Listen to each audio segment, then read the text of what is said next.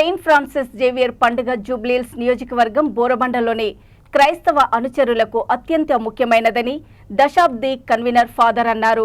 ఈ సందర్భంగా భారీ ఎత్తున క్రిస్టియన్ సోదరులు ర్యాలీ నిర్వహించారు.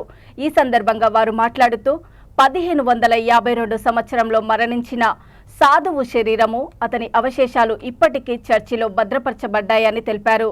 సెయింట్ ఫ్రాన్సిస్ జేవియర్ పండుగ ఆగమనం సీజన్లో వస్తుందని అన్నారు. అనంతరం క్రిస్మస్ వేడుకల కోసం నిరీక్షణ మరియు సన్నాహకాల సమయం కాబట్టి సెయింట్ల విందులు ఆదివారాలు జరుపుకోరు అని దశాబ్ది కన్వీనర్ ఫాదర్ తెలిపారు. 2012 సంవత్సరంలో సెయింట్ ఫ్రాన్సిస్ జేవియర్ యొక్క అవశేషాల ప్రదర్శన చేసేవారని తెలిపారు. పునీత శౌరి గారి యొక్క పేరు మీదుగా వెలిసినటువంటి దేవాలయ మహోత్సవాన్ని జరుపుకుంటూ ఉన్నాం.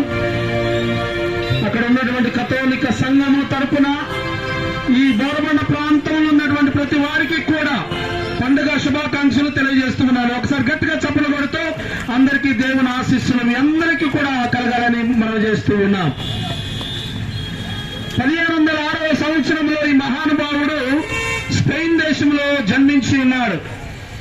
దేశముగా అనేటువంటి దేశం, భాషగా అనేటువంటి భాష తెలియనటువంటి ప్రాంతమైనటువంటి భారతదేశానికి వచ్చి అనేకమైనటువంటి సేవా కార్యక్రమాలు పునీత శౌరి గారు చేసి ఉన్నారు. బహుశా ఆయన చేసినటువంటి పుణ్య కార్యాలు, మంచి కార్యములను బట్టేమో భగవంతుడు ఇప్పటికీ కూడా ఆయన మరణించి 300 సంవత్సరాలు అయింది, ఇంకా కూడా ఆ శరీరం కుళ్ళిపోలేదు.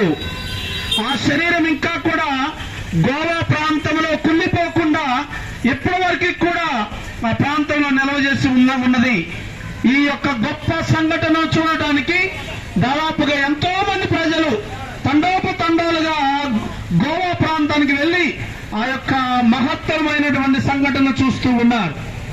అయితే ఈ యొక్క బోరబండ ప్రాంతంలో ఆయన పేరు మీదుగా వెలిసినటువంటి దేవాలయము పునీత శౌరి గారి యొక్క దేవాలయము.